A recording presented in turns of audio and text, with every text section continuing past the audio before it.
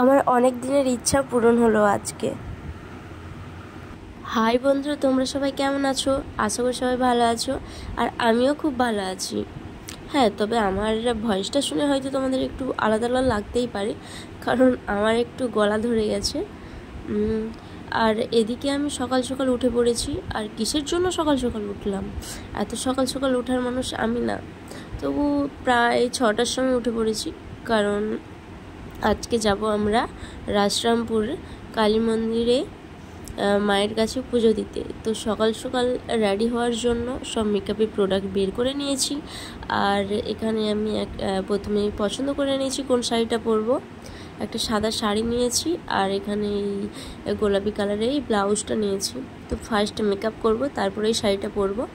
তো দেখতে থাকো, সঙ্গে থাকো, ভিডিওটি কেমন লাগে।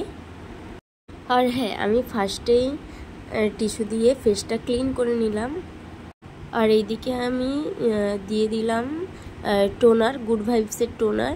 তো তোমরা ওই টোনারটা দিতে পারো, ভালো। তারপরেই আমি টোনারটা শুকে যাওয়ার পরেই আমি ময়শ্চারাইজার দিয়ে দিচ্ছি। তো ময়শ্চারাইজার দেওয়ার পরেও আমি কিছুক্ষণ ফেসে হাওয়া লাগাবো, কারণ ময়শ্চারাইজারটা শুকনো হয়ে যাওয়ার পরেই আমি এবার প্রাইমার দেব। তোমরা এই প্রাইমারটাও দিতে পারো, এই প্রাইমারটাও খুব ভালো, ময়শ্চারাইজারটারও ভালো। তো তোমরা যদি নিতে চাও আমাকে কমেন্ট করে জানিও, আমি অবশ্যই তোমাদের বলে দেব কোন অ্যাপস থেকে নিতে হবে বাকি। আর এদিকে আমি সুপারস্টির ফাউন্ডেশনটা নিয়ে নিয়েছি। সেটাই হালকা, যেহেতু এটা দিনের বেলায় মেকআপ করছি তাই জন্য সেটা হালকা পরিমাণে নিয়েছি। আর এখানে আমি ভালো করে ব্লেন্ড করে নিচ্ছি। মেকআপের মেন পার্ট হলো ব্লেন্ড করা।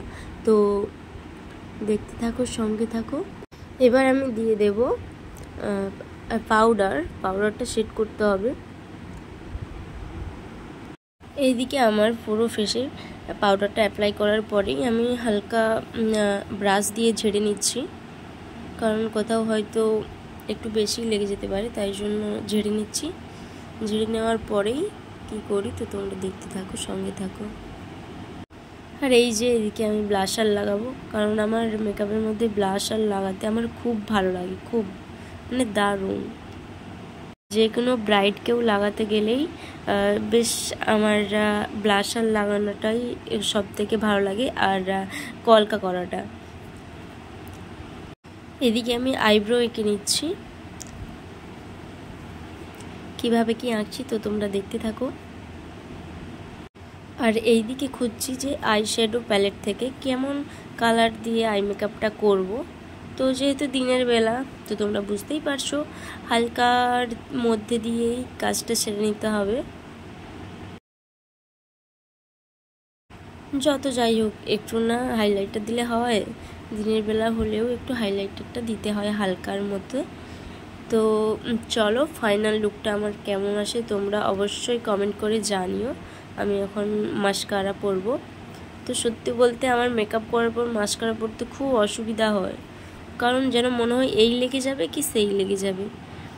তবুও কেন জানি না পরতেও ভালো লাগে, আর এপাশে অসুবিধাও হয়। আর এই দিকে পড়তে হবে এখন আইলাইনার। এই যে ব্যাপারটা মেয়েরাই বোঝে যে কি কষ্ট আছে, কারণ এক চোখে ভালোভাবে হয়তো আর এক চোখে যেন কেমন হয়ে যায় কে জানে। যত ভালো করে পড়ার চেষ্টা করলেও যেন মনে হয় কিছু না কিছু একটা কমতি আছেই। আর এইদিকে আমি লিপ প্যালেট নিয়ে বসে গেছি লিপস্টিক পরার জন্য। যেহেতু দিনের বেলা আমি ভেবেই রেখেছি একটু হালকার মধ্যে দিয়ে লিপস্টিকও পরবো। তো দেখো তোমরা ভিডিওটি কেমন কি হয়। আর এইদিকে দেখো আমার ফাইনাল লুক। তো আমাকে কেমন লাগছে তোমরা অবশ্যই জানিও।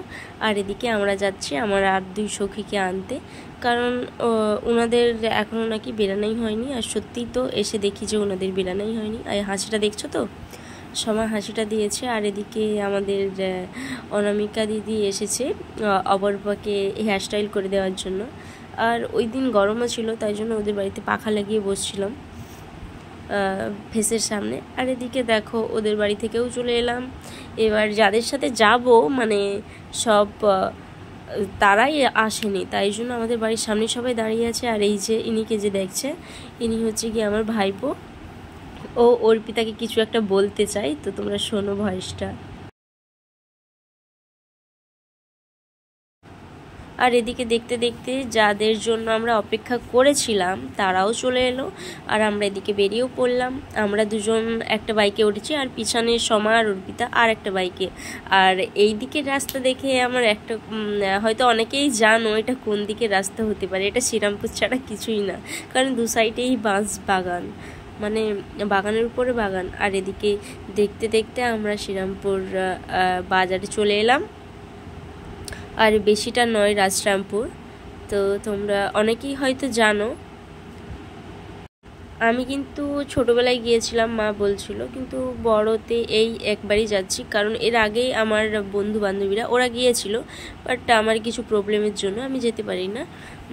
তারপরে আবার এই তো সবার সাথেই চলে এলাম। আর এদিকে এখন সব হাত পা ধোয়ার উদ্দেশ্যে চললাম। আর যাই বলো না কেন, আমরা 4 বান্ধবী যেখানেই যাব একসাথেই যাব। আর এটা দেখে অনেকের হয়তো একটু হিংসে হয়, হ্যাঁ হয়, অনেকেরই হয়, যে যেমন আমাদের পাড়ার কাকিমাগুলো আছে কিছু কিছু, যে এখনও বিয়ে দিচ্ছে না কেন, এখনও বিয়ে দিচ্ছে না কেন, ঘুরছে সবসময়। মেয়ে হয়ে কি এত কিসের ঘোরা? কারণ কেন, আমরা কি মেয়ে বলে আমরা কি ঘুরবো না, নাকি আমরা কি মানুষ না নাকি? আমি এটাই খুঁজে পাই না। আর তাদের বাড়ির মেয়ে কিছু করলে সেটা কোনো দোষ না, মানে সেটা ঠিক আছে, আর অন্যের বাড়ির মেয়ে কিছু করতে গেলেই সেটা দোষ হয়ে যায়। আছে ওরকমই কিছু কিছু পাবলিক, মানে আমাদেরকে একসাথে সহ্য করতে পারে না। ছাড়ো ওসব। আর এদিকে আমরা মাখা কিনতে চলে এসেছি, পুজো দেব বলে সবাই নিচ্ছে। আর হ্যাঁ, এই তো দেখে নাও তোমরা মন্দিরটা। আমি ছোটোবেলাতে এসেছিলাম, তোমাদের তো বলেইছি আগে, আমার তো খুব ভালো লেগেছে। আর এদিকে পুজো দেওয়ার জন্য ডালি নিয়ে নিয়েছি, আর মায়ের কাছে চলেও গেলাম। মায়ের কাছে একটাই প্রার্থনা, যেন সকলকে ভালো রাখে, আর মা তুমিও ভালো থেকো। আর এদিকে আমরা বান্ধবী সবাই মিলে বলছিলাম চল এবার, সকলেই চলে এসেছে, পুজোটা দেওয়া যাক। আর হ্যাঁ, সত্যি বলতে আমার ভালো লেগেছে খুবই, আসতে পেরেছি মায়ের কাছে। আর ওদিকের ভিউটা তো তোমরা দেখলেই, অসাধারণ। আর এদিকে আমরা নাম লেখানোর জন্য দাঁড়িয়েছি। আর ভিডিওটি কেমন লেগেছে তোমরা অবশ্যই জানিও। আর ভিডিওটি ভালো লাগলে লাইক, কমেন্ট আর সাবস্ক্রাইব করতে ভুলো না।